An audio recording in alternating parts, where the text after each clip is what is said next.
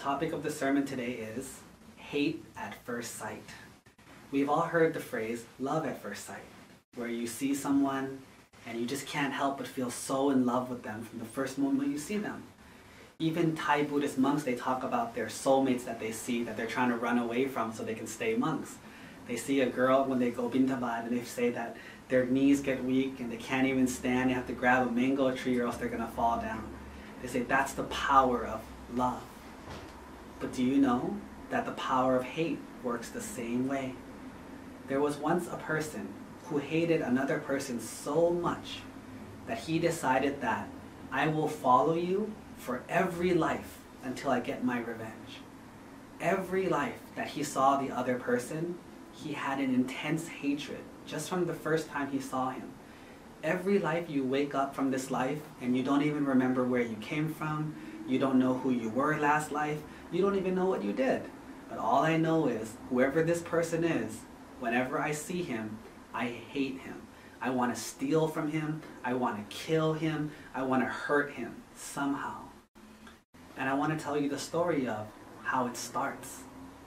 So, our Buddha, he had to live many lives before he could be successfully the Buddha. But back in the old days, before he even started being a Buddha, he was just a regular guy. And he was a merchant who sold things from one town to another town. Kind of like he would have a lot of things like in a big cart. He would take it to another city and then sell stuff and make money and go support his family. One day, he met another merchant at the ferry. And they got there at the same time early in the morning. And they said to each other, hey, if we both go across right now at the same time, we're going to be bumping into each other and fighting all day. That's not good for business. Let's decide who's going to go first and who's going to go second. Well, the first merchant says, well, here, why don't you choose? So the second merchant thinks about it and says, I'm going to go first. If I go first, I can set any expensive price that I want. Everyone's going to see my stuff first, and they're going to want my stuff more. He says, I'm going first. Well, the first merchant says, that's okay, you can go first. Because in his mind, he says, there's always two sides to every story. If I go second, all the prices are already set. I don't have to make a new price. Also, everyone saw your stuff. They'll know automatically that some of my stuff is just better.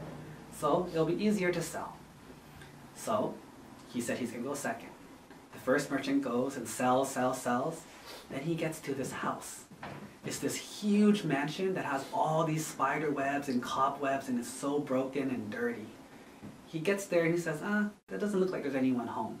So he moves on. Then he hears a sound, like grandma voice saying, merchant, stop, come back. I have a young granddaughter. Her name is Annabelle. She's never had any toys before. We're so poor, like my kids have died, her parents died, she has no toys. Can you please give her one toy? I'll trade you anything for that one toy. The merchant looks in the house and just says, there's nothing here. What am I going to trade you for? No, I have no toys for Annabelle. The grandma says, come into the house. Just look around. Maybe there's something that's worth something that you can trade for Annabelle. So the merchant goes in and then he notices something. There's some stuff in the corner that's so dusty and so dirty. And he says, maybe it's worth something. So he walks over, takes his pinky ring and scratches the bowl a little bit and sees that it's made out of pure gold. He says, wow, I want this. But he doesn't have enough money to buy it. So what he decides to do is trick the old lady. He tells her, everything here is worthless, but maybe later on if I come back and I feel nice, I'll trade you for this dirty tray. And the old lady's like, okay, please come back. So then he went to sell more, and he got plans to come back. Well, he took a little bit too long. The first merchant crossed the river, came directly to this house. Same thing. The grandma says, please give me a toy for Annabelle. He says, I can't. She's like, why not? He says, well, the thing is, the things that you have are so, worth so much money that I have nothing that can trade you worth that much money. And she's like, what are you talking about? Our house is so broken, the windows are all broken, all the stuff is dirty and destroyed. What are you talking about? He's like, I see with my eyes that in that corner you have old things that are dirty, but are probably made out of pure gold and pure silver. Here, let me show you. And he cleaned it off for her, and showed her that this is a golden tray. It's worth millions of dollars. I only have a couple thousand. And the grandmother was so surprised and so happy with his honesty that she says, how about this? Take the tray, take the silver, just give me the toy and a couple of things and we'll call it even. He says, no, how about this? I will give you everything that I have. Just give me one tray and 8 silver coins. She's like, what do you want the silver coins for? He's like, well, I got to pay for the boat to go home. He says, okay. So they traded. He gave her everything and took just 1 golden tray and 8 silver coins. He went to the ferry, took the boat across, and got ready to go home. So happy that he has a golden tray worth millions. And he did it honestly.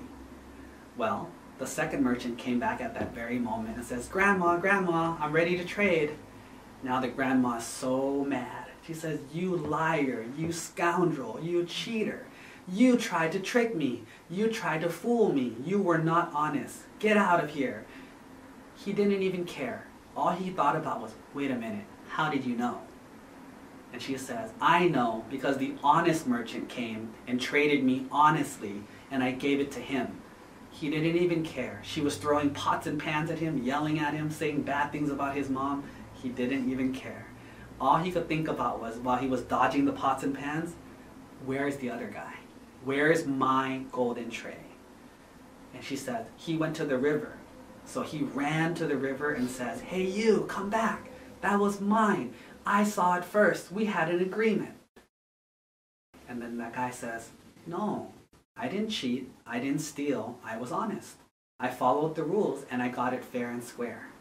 He's like, no, it's mine. I don't care. It's mine. Come back. And the guy says, nope, not coming back, and I'm not going to answer you anymore. So he turned around, started playing with the tray, and didn't care. The second merchant was so angry. He sat down on the beach. He grabbed 2 big handfuls of sand. And back then people were huge. They had big hands, right? He grabbed 2 big handfuls of sand and said, as many as there are sand in my hands, I promise to come back and be reborn every life until I get my revenge on you, as equal to the sand in my hand. From that day, every single life that he was born, he always was born for revenge. Even though he helped a lot of people, was a good person to other people, but whenever he met this merchant, he always tried to get his revenge. And so that is the story of hate at first sight. Every single life that he saw, every single life that they met, he always wanted to get him back. And so what is the moral of this story? The moral of this story is, the more you hate people, the more you are angry towards them, the more you want revenge and vengeance, the more you will have to see them, the more evil you become, and the more you lose your own future. You're tying your future to a fight, to a battle, no matter what, for eternities. One moment of hatred is going to last eternities of lifetimes.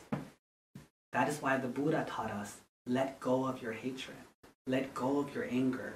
Not for them, not so that they win or they beat you, so that you're free from your own slavery of hatred. If you are a slave to your hatred and your anger, if you are a slave to trying to win and trying to be better than other people, you're just going to suffer. And the ones that suffers the most is you. And no one likes suffering. So the moral of this story is, let go of your hatred.